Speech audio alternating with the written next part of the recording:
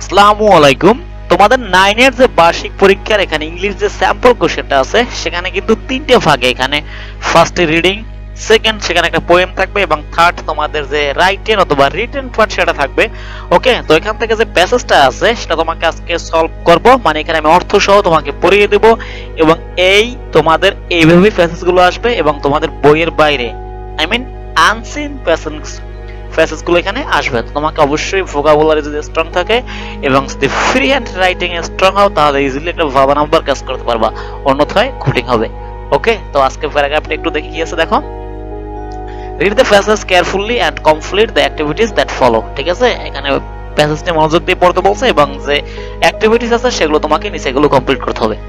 Okay, being an exemplary citizen. ঠিক আছে, একজন আদর্শ নাগরিক হতে, তুমি যদি একজন আদর্শ নাগরিক হতে চাও, এন্টেলস তোমাকে অপরিহার্যভাবে কি করতে হবে? Actively contribute to the welfare of one's community and Nations.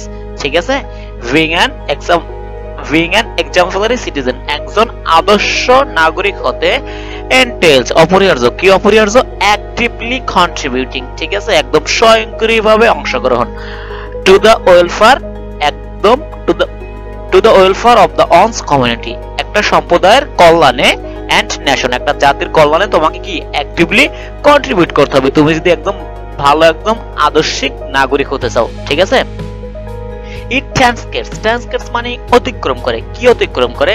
এটা অতিক্রম করে মেয়ার অ্যাডারেন্স টু ল, মানে তুমি যে আইনটা মেনে চলবা এটা অতিক্রম করবে তুমি যদি একদম অ্যাক্টিভলি একটা সমাজে কন্ট্রিবিউট করতে চাও। একটা আইন মেনে চলার থেকেও বেশি কিছু বুঝাচ্ছে এটা আর কি। It involves conscious effort to foster a positive change and promote the common good.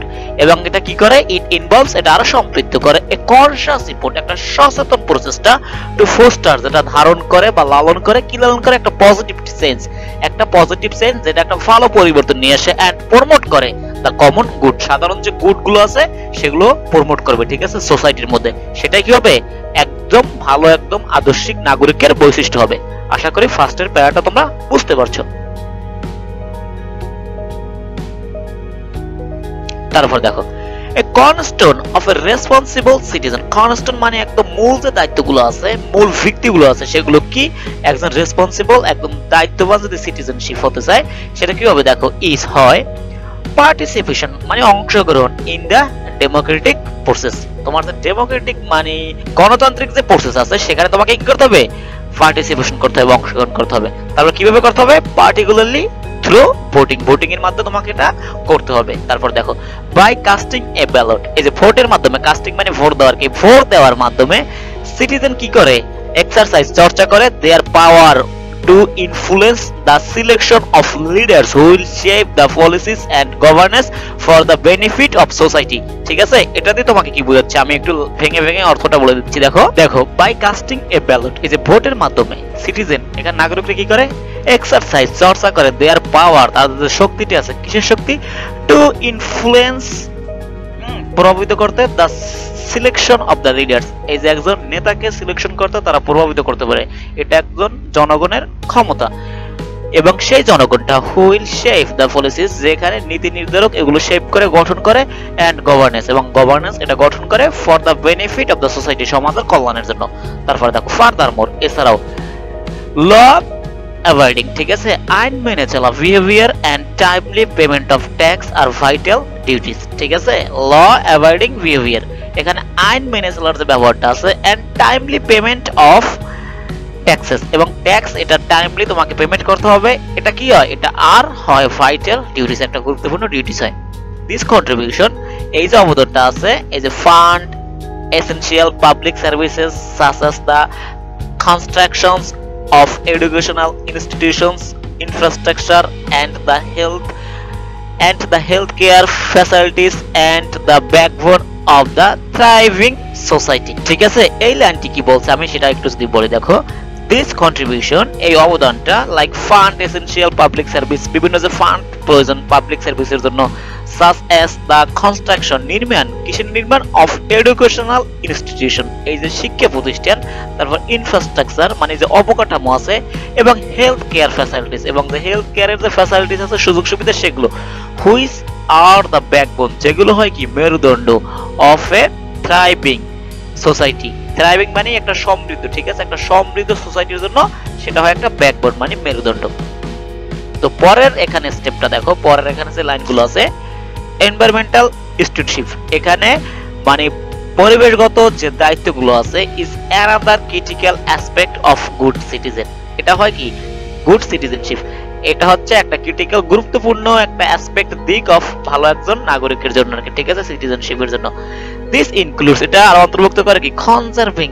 Conserving মানে কি এখানে যে সংরক্ষণ আছে, ন্যাচারাল রিসোর্সেস, এখানে যে ন্যাচারাল রিসোর্সের সম্পদ আছে সেগুলো সংরক্ষণ, মেইনটেইনিং ক্লিননেস, এই যে পরিষ্কার রাখা, ইন পাবলিক স্পেসেস, পাবলিক যে স্পেসগুলো আছে সেগুলো পরিষ্কার রাখা, এন্ড অ্যাডভোকেটিং, অ্যাডভোকেটিং মানে কি সমর্থন করা, for this sustainable practice like recycling, এবং সাস্টেনেবল একটা টেকসই যে প্র্যাকটিস আছে, চর্চা আছে লাইক রিসাইক্লিং। রিসাইক্লিং কি এই যে নতুন করে যেটা আবার চালু করা, পুনঃ ব্যবহার করা, সেটা আর কি। বাই রেসপেক্টিং ডাইভার্সিটি, এবং যে বৈচিত্র্যময় আছে সেটাকে সম্মান করে, সেটাকে স্বাগতম জানিয়ে, এবং কালচার এবং বিলিফস, ঠিক আছে, কালচার এবং যে বিলিফস বিশ্বাসগুলো আছে, গুড সিটিজেন্স ফস্টার ধারণ করে, লালন করে, more inclusive and harmonious society. এভাবে তারা একটা ইনক্লুসিভ, গভীর এন্ড হারমোনিয়াস একটা সুর, একটা মিলের সোসাইটি তারা তৈরি করতে পারে, হোয়ার যেখানে mutual understanding and cooperation prevail, যেখানে এখানে কি প্রিভেইল মানে থাকা আর কি, যেখানে কি থাকে এখানে মিউচুয়াল আন্ডারস্ট্যান্ডিং, বোঝাপড়া এবং যে কোঅপারেশন, একে অপরকে সাহায্য করা, সেটাও কি বিদ্যমান থাকে। আচ্ছা, এর পরবর্তীতে আমরা এখানে এমসিকিউ গুলো আছে সেগুলো সলভ করব। তারপর দেখো, মোরওভার এছাড়াও সিভিক সোসাইটি, এখানে নাগরিক যে দায়িত্ব আছে, এক্সটেন্ড বৃদ্ধি করে, এইডিং মানে সাহায্য করে, আদার্স ইন দ্য কমিউনিটি, এখানে যে অন্য কমিউনিটির লোক আছে এদেরকেও কি সাহায্য করে, ঠিক আছে। দিস ক্যান বি ডেমনস্ট্রেটেড মানে প্রদর্শিত হয় থ্রু ভলান্টারিজম। ভলান্টারিজম কি স্বেচ্ছায় যে সেবা দেয় তাকে ভলান্টারিজম বলা হয়, সেগুলোর মাধ্যমে প্রদর্শিত হতে পারে। ডেমনস্ট্রেটেড কি প্রদর্শিত হওয়া আর কি। তারপর অ্যাসিস্টিং দোজ ইন নিড, যাদের সাহায্য প্রয়োজন তাদেরকে অ্যাসিস্টিং করা, সাহায্য করা, অর সাপোর্টিভ লোকাল বিজনেসেস, এবং লোকাল যে বিজনেসেস গুলো আছে সেখানেও সাহায্য করার মধ্যে একদম গুড সিটিজেনশিপ তৈরি হতে পারে। দেখো, engage citizens recognise and the value education, ঠিক আছে, এখানে কি এনগেজ সম্পৃক্ত যে সিটিজেন্স গুলো আছে কি রিকগনাইজ স্বীকৃতি দেওয়া বা স্বীকৃতি দেওয়া, ভ্যালু অফ এডুকেশন শিক্ষার যে মূল্য আছে সেটা স্বীকৃতি দেয়, এন্ড টেক স্টেপস এবং বিভিন্ন কি করে স্টেপস পদক্ষেপ নেয় to promote life long learning, একটা জীবন ব্যাপী অথবা জীবন চলাকালীন সময় যে লাইফ লং যে লার্নিং আছে, শিক্ষা আছে, সেটাকে প্রমোট করে। তারপর বোথ দেমসেলভস ফর আদার্স, এবং উভয় তাদের জন্য করে, এবং understanding that informed populace is the essential for societal progress, এবং এগুলো কি আন্ডারস্ট্যান্ডিং, এগুলো বোঝাপড়ার দরকার হয় ইনফরমেড পপুলেস, এখানে যে জানাশোনা যে জনগণ আছে এদের জন্য এটা এসেনশিয়াল প্রয়োজন হয় ফর দিস সোসাইটাল, এই যে সামাজিক যে প্রোগ্রেস আছে, ঠিক আছে, সেটার জন্য। লাস্টলি সর্বশেষে maintaining on health and wellbeing, ঠিক আছে, মেইনটেইন করে কি মেইনটেইন করে এখানে বজায় রেখে হেলথ যে স্বাস্থ্য আছে এবং ওয়েলবিং যে কল্যাণ আছে, ইন এ সিভিক ডিউটি, একটা নাগরিক দায়িত্ব, that can not be overlooked, যেটা কি অবহেলা করা যায় না। ওভারলুকড কি মানে ইগনোরেন্স, অবহেলা করা, সেটা আর কি। এ হেলদি সিটিজেনারি একজন যে সচেতন এবং স্বাস্থ্যবান নাগরিক কি করে কন্ট্রিবিউটস অবদান রাখে to overall vitality of the community, এবং তার যে অবদানগুলো থাকে সেটা কি ভাইটালিটি। ভাইটালিটি মিন্স কি এখানে প্রাণ শক্তি বোঝায় একটা কমিউনিটির। দিস রেসপন্সিবিলিটি এই দায়িত্বগুলো ইনভলভস করে অ্যাডপ্টিং অবলম্বন করে কি হেলথ ইটিং হ্যাবিটস, এই যে হেলদি ইটিং হ্যাবিটস, এই যে স্বাস্থ্যকর খাবারগুলো খেয়ে, তারপর স্টেইং ফিজিক্যালি অ্যাক্টিভ এবং শারীরিকভাবে অ্যাক্টিভ থেকে, সক্ষম থেকে, এখানে অ্যাক্টিভ কি সচল থাকে আর কি, এন্ড ম্যানেজিং স্ট্রেস এবং চাপ, স্ট্রেস মানে কি চাপগুলো, এটা ম্যানেজ করার দায়িত্ব কি খুব ভালোভাবে ইফেক্টলি করতে পারলে কি এগুলো করা যায়। বাই প্রায়োরিটাইজিং কি এখানে প্রাধান্য দিয়ে দিস অ্যাসপেক্ট এই দিকগুলো সিটিজেন এনশিওর নিশ্চয়তা করতে পারে that they are capable of contributing, তারা কি ক্যাপাবল, তারা হয় সক্ষম, কন্ট্রিবিউটিং অবদান রাখতে পজিটিভলি টু দ্য সোসাইটি, একদম সচেতনভাবে সমাজে, দেয়ার বাই এনহ্যান্সিং বৃদ্ধি করে the quality of life for everyone within the community, এবং দেয়ার বাই এবং এনহ্যান্সিং বৃদ্ধি করতে পারে দ্য কোয়ালিটি যে গুণগুলো আছে অফ লাইফ জীবনের ফর এভরিওয়ান সকলে উইদিন দ্য কমিউনিটি, এই যে সম্প্রদায়ের মধ্যে। বুঝতে পেরেছো? তারপর দেখো এখান থেকে যে প্রশ্নগুলো আছে সেটা হচ্ছে choose the best answer from the alternatives, ঠিক আছে, এই অল্টারনেটিভস থেকে তোমাকে বেস্ট অ্যান্সারটা নিতে হবে। What does being the exemplary citizen primarily involve, ঠিক আছে, এখানে কি বলছে যদি একজন আদর্শিক নাগরিক হতে চায় তাহলে প্রধানত তাকে কিসের সাথে ইনভলভ থাকতে হবে। ফার্স্ট এটা হচ্ছে ফলোইং অল ল স্ট্রিক্টলি, মানে সকল আইনগুলো কঠোরভাবে মেনে চলা।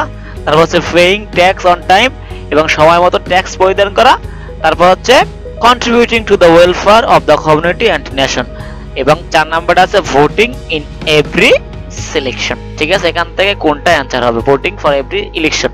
হ্যাঁ,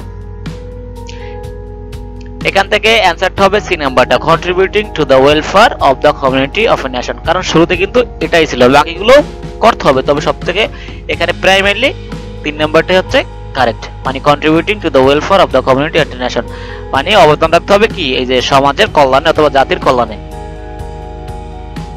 সেকেন্ড যে কোশ্চেনটা আছে দেখো, অ্যাকর্ডিং টু দ্য প্যাসেজের অনুসারে what is the considered A cornerstone of a responsible city. Cornerstone কি, মূল যে নীতি আছে সেটা আর কি। ঠিক আছে, তো এখান থেকে কোনটা হবে দেখো, এটা আছে এনভায়রনমেন্টাল কনজারভেশন, মানে কি যে পরিবেশ সেটা রক্ষণ, and participation in the democratic process, তারপর হচ্ছে maintaining personal health and supporting local businesses.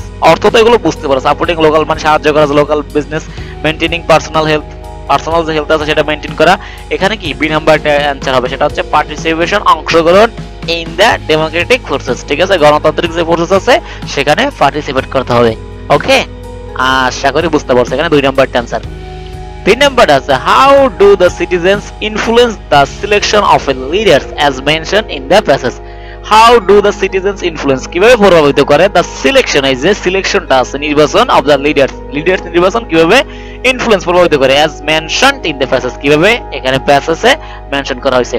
এটা হবে কি by casting ballot in the election. ঠিক আছে, এটা হচ্ছে অ্যানসার, বাকিগুলো হবে না। Participating in the community service এটা হবে না, by taxing, by paying tax এটা হবে না, বাই অ্যাটেন্ডিং পাবলিক মিটিং এটা হবে না। এখানে হবে B number, by casting vote দিয়ে ব্যালট ইন ইলেকশন, নির্বাচনে। তারপর 4 নাম্বারটা দেখা গিয়েছে, how do good citizen contribute to more inclusive society. একজন গুড সিটিজেন কিভাবে কন্ট্রিবিউট করতে পারে ইনক্লুসিভ সোসাইটির জন্য, সেটা হবে কি by respecting diversity, culture and beliefs. এই সবগুলো কিন্তু এখানে প্যাসেজের মধ্যে আছে, প্যাসেজটা ভালো করে বুঝলে কিন্তু এটাই বুঝতে পারবে। ঠিক আছে, এটাই হবে অ্যানসার, সি নাম্বারটা, by respecting diversity, culture and beliefs. তো পরেরটা হচ্ছে কি লাস্ট সর্বশেষ, which of the following is not mentioned in responsibility of exemplary citizen, মানে প্যাসেজের মধ্যে কোনটা মেনশন করে নাই, একজন আদর্শ নাগরিক হতে কোন বিষয়টা প্যাসেজে মেনশন করে নাই। তোমরা দেখো পারো কিনা, participating in the democratic process এটা কিন্তু মেনশন করেছে, মানে একদম পার্টিসিপেট করতে হবে তোমাকে যে ডেমোক্রেটিক প্রসেস আছে, গণতান্ত্রিক প্রসেস সেখানে। তারপর আছে কনজার্ভিং ন্যাচারাল রিসোর্স, এটাও কিন্তু কি মেনশন করছে, এখানে তোমাকে সংরক্ষণ করতে হবে ন্যাচারাল রিসোর্সেস গুলো। তারপর অ্যাডপ্টিং হেলথি ইটিং হ্যাবিটস এটাও কি মেনশন করছে। তারপর লাস্টে যেটা আছে সেটা হচ্ছে ট্রাভেলিং ফ্রিকুয়েন্টলি, মানে ঘন ঘন ট্রাভেল করা, এটা কিন্তু প্যাসেজে মেনশন করে নাই। তো এটাই হবে অ্যানসার, বাকি 3টা ফুল। আশা করি বুঝতে পারছো, এবং তোমাদের যদি প্রয়োজন হয় এখানে যে অ্যানসার গুলো আছে প্রশ্নের সেগুলো আমি উত্তর দেবো, যদি প্রয়োজন হয় সেগুলো কমেন্টে করো, একদম কমেন্ট করো, সেটা আমি অ্যানসার দেওয়ার চেষ্টা করবো। ঠিক আছে, ওকে, থ্যাংক ইউ অল।